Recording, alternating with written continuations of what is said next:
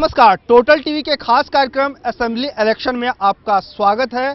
और हम बात कर रहे हैं नई दिल्ली विधानसभा के, जहां हमारा इलेक्शन का कैंपेन पहुंच चुका है। और इस बार हम बात करेंगे कि नई दिल्ली विधानसभा के मुद्दे क्या हैं और यहां के नेता किन किन मुद्दों को लेकर के जनता के बीच जा रहे हैं। आखिरकार यहां की जनता उन्हें क्यों वोट करेगी। इस कार्यक्रम में हमारे साथ शामिल हैं अलग अलग पार्टियों के नेता, इनसे हम आपको मिलवाते हैं। हमारे साथ कांग्रेस के स्पोक्स पर्सन जगजीवन शर्मा हैं, वहीं बीच में आम आदमी पार्टी के स्पोक्स पर्सन राघव चड्ढा हैं और बीजेपी की ओर से सुनील यादव, जो यहाँ पे टिकट के दावेदार भी माने जाते हैं। इन तमाम लोगों से बात करेंगे आखिरकार इस नई दिल्ली विधानसभा के मुद्दे क्या हैं, जनता क्या चाह रही है। सुनील जी, सबसे पहले आपसे सवाल है कि नई दिल्ली विधानसभा के मुद्दे क्या हैं? मुद्दे नई दिल्ली विधानसभा, लोगों को लगता है कि बहुत हाई फाई सीट है और बहुत बड़े बड़े लोग इसमें रहते हैं, लेकिन इसके पीछे जो समस्याएं और परेशानी है, जो शीला दीक्षित 15 साल सरकार में रही वो नहीं कर पाई। उसके बाद दूसरे सपने और वादे करके केजरीवाल जी आए, वो मुख्यमंत्री तो बन गए और मुख्यमंत्री पद छोड़ के चले गए या भाग गए कहते हैं उनको लोग। दूसरी बात, वो प्रधानमंत्री बनने चले गए। अगर वो प्रधानमंत्री बन नहीं पाए, मुख्यमंत्री पद वो खुद छोड़ के चले गए, लेकिन आज भी वो विधायक हैं। नई दिल्ली विधानसभा में वो रहते नहीं है। आम आदमी की बात वो करते हैं। 20,000, 80,000, 85,000 लाख रुपए किराए देकर मकान लेने की बात वो करते हैं, लेकिन यहाँ पे ऐसी भी जगह जहाँ पे 10,000 रुपये, 5,000 रुपये, 20,000 रुपये में भी उनको मकान मिल सकता था, वो इसी विधानसभा में रह सकते थे। उनके ना रहने की वजह से जो समस्याएं पैदा हुई हैं, लोगों को विधवा पेंशन लगानी होती है, वृद्धा पेंशन लगानी होती है, सीवर की, पानी की, बिजली की इतनी समस्याएं हैं। चाहे वो बीके दत्त कॉलोनी में सीलिंग और तोड़ फोड़ हो, वहाँ पे आज तक केजरीवाल जी ने, जनता बार बार उनके दरबार में जाती रही जहाँ वो दरबार लगाते हैं। उसके बाद पिलंजी गांव को ले लो, वहाँ पे आज भी मीटरों की समस्या है। वहाँ पे मकान बनाने के लिए एनडीएमसी से लोग पहुँच जाते हैं, अगर मकान बनाने लगे तो विधायक होने के नाते उन्होंने अपना कभी कर्तव्य निभाया नहीं। प्रधानमंत्री बन नहीं पाए, विधायक रह के भी विधायक का कर्तव्य उन्होंने निभाया नहीं। समस्याओं से भर पा रही है नई दिल्ली विधानसभा। जे कैंप हैं, जे कैंपों में बेचारों को उन्होंने कह दिया जहाँ झुग्गी वहाँ मकान देंगे, जहाँ जैसे लोग रहेंगे उनको अच्छी सुविधाएं देंगे। पानी की समस्या आज भी वहाँ पे है, बिजली की समस्या वहाँ आज पे भी है। लोग वहाँ पे रिपेयर करने जाते हैं तो पुलिस वहाँ पे पहुँच जाती है। कोरे झूठे वादे करते हैं, फिर टिकट, फिर उसके बाद मांग करते हैं कि हमें मुख्यमंत्री बना दो, हमें प्रधानमंत्री बना दो। जनता त्रस्त है, नेता मस्त है। अभी कह रहे हैं जनता त्रस्त है, नेता मस्त है, तो बीजेपी के नेता भी नई दिल्ली विधानसभा के हमारी नई दिल्ली विधानसभा में दुर्भाग्य रहा है कि 15 साल शीला दीक्षित रही, उसके बाद उनसे भी ज्यादा सपने दिखाकर केजरीवाल जी विधायक रहे। इन्होंने कभी जनता के सपनों को सोचा नहीं, सिर्फ अपने बारे में सोचते रहे, जिसकी वजह से जनता परेशान रही। जगजीवन जी, 15 साल से शीला दीक्षित यहाँ पे रही, हालांकि अभी 2003 में उन्हें हार का सामना करना पड़ा। काफ़ी चर्चित सीट रही 2013 के चुनाव में, और एक बार दिल्ली की सत्ता कहा जाए कि बहुत बड़ा उसमें बदलाव हुआ। तो आखिरकार क्यों उन्हें जाना पड़ा? अभी मेरे दोस्त कह रहे थे कि 15 साल का एक विफलता भरा शासन रहा। मैं समझता हूं कि जनता हमें 5 साल के लिए चुनती है, और 15 साल का मतलब यह है कि जनता में हमें 3 बारी लगातार मौका दिया दिल्ली में काम करने का। या तो हम ये मानते हैं, मेरे दोस्त ये समझते हैं कि दिल्ली की जनता बेवकूफ़ है, शायद बेवकूफ़ी से फैसले लेती है, जो कि सच नहीं है। दिल्ली की जनता ने समझते हुए, क्योंकि दिल्ली में काम हुआ, दिल्ली का चहुमुखी विकास आज बोलता है।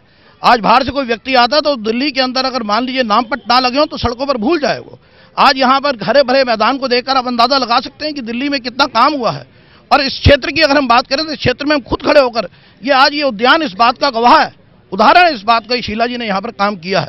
6 महीने में ये पेड़ नहीं लगा दिए गए, 6 महीने में ये घास भरे उद्यान यहाँ पर बना नहीं दिए गए, और 6 महीने में और यहाँ पर जितनी भी सिविल हमारी जो हमारी नेसेसिटीज हैं, जो हमारी कन्वीनियंस हैं, उसने काम के बावजूद भी झाड़ू लग गया उनको। मैं मानता हूँ, इसमें कोई 2 राय नहीं। हमने हमेशा हार को भी सर से स्वीकारा है, लेकिन कई और मुद्दे होते हैं, जनता से जुड़े हुए कई और संवेदनशील मुद्दे होते हैं, जिस पर हो सकता है उस जनता ने हमारा आकलन जब किया हो तो हमको इस लायक ना समझा हो। हमारे ये तो आप मानते हैं कि नई दिल्ली विधानसभा की जनता जो आपको नकार चुकी है? पिछले चुनाव में नकारा, बिल्कुल नकारा। मैं कम कहता हूँ, अगर पिछले चुनाव में नकारा ना होता, क्योंकि साफ है, क्योंकि आपने काम नहीं किया इसीलिए नकारा। ऐसा बिल्कुल नहीं है। 3 बारी हमारी जीत इस बात का सुनिश्चित उदाहरण है कि हमने काम किया है। दिल्ली बोलती है, दिल्ली बताती है, अपने आप में अपनी पहचान जताती है। आप कह रहे हैं दिल्ली बोलती है, अरविंद केजरीवाल ने भी बड़े बड़े सपने दिखाए हैं। राघव चड्ढा से पूछते हैं सुनील यादव ने आरोप लगाया जो बीजेपी के हैं, उन्होंने कहा कि कहीं अरविंद केजरीवाल नजर नहीं आते, उनके पोस्टर भी लगे कि वो गायब हैं, कोई उन्हें ला करके दें। एक तो वो पोस्टर लगे नहीं, वो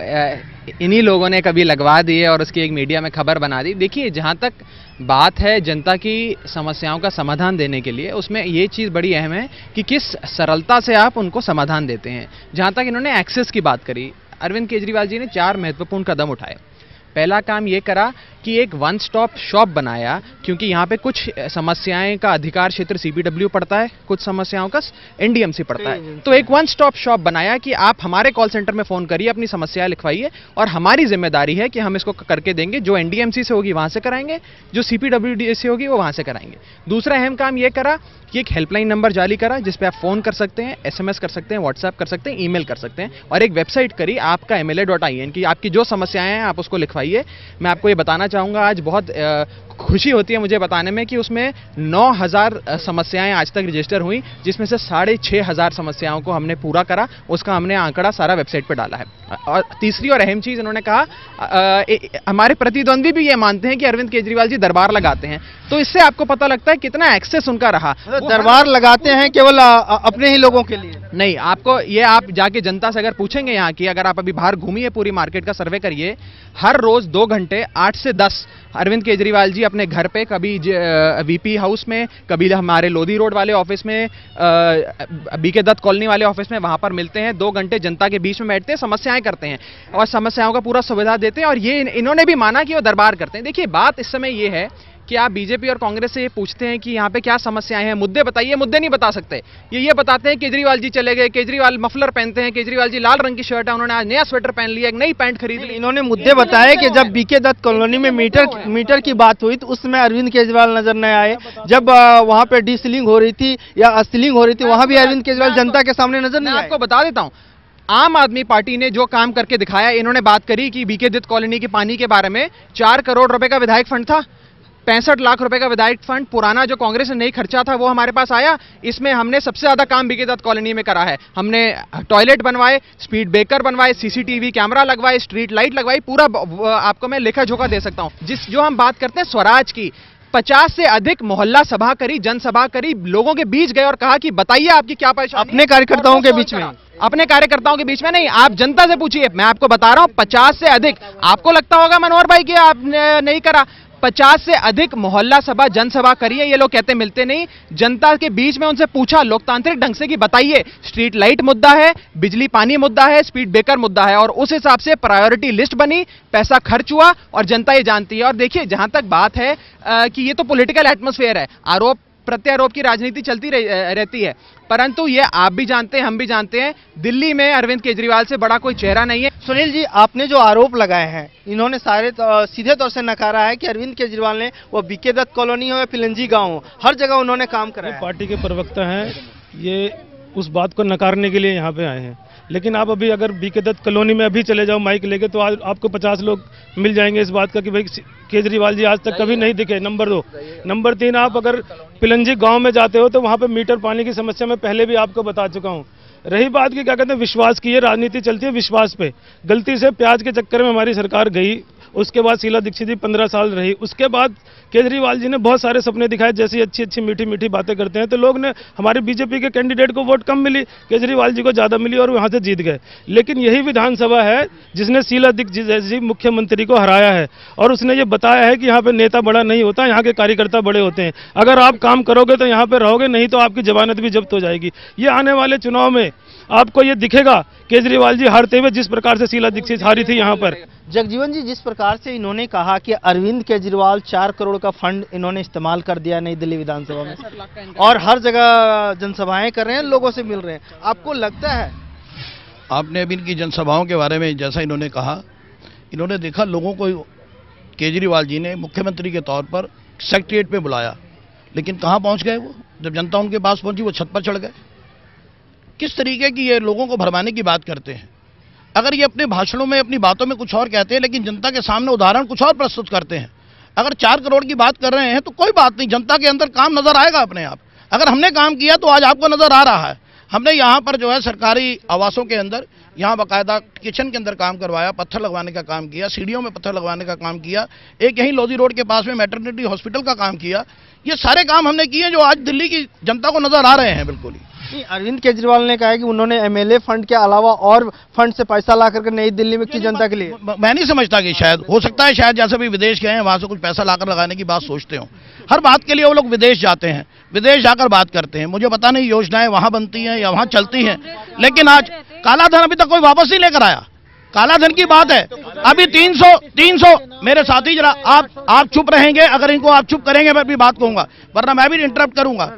मैं आपसे सिर्फ एक ही बात पूछना चाहता हूं, इन लोगों से इतना बड़ा पुलिंदा दिखाया करते थे बार बार, इतने घोटाले हो गए, उतने घोटाले हो गए, ये जेल जाएगा, वो जेल जाएगा, 49 दिन में कुछ पास किया? एक कमेटी होती है एक्सपेंडिचर फाइनेंस कमेटी, उस फाइनेंस कमेटी के अंदर जो भी सरकार कोई काम की योजनाएं लाती है, प्रोजेक्ट लेकर आती है, वो फाइनेंस कमेटी उसको पास करती है। आप देख लीजिए 49 दिन में एक भी अगर कोई मीटिंग ऐसी हुई हो, फाइनेंस कमेटी के अंदर कोई ऐसा प्रपोजल गया हो, तो पता ले जाएगा सरकार ने कुछ काम किया है। एक काम सरकार ने किया, केवल आईवॉश किया गया क्या? सिर्फ बिल्कुल यह किया गया, और एक ही सिर्फ उदाहरण दिया गया।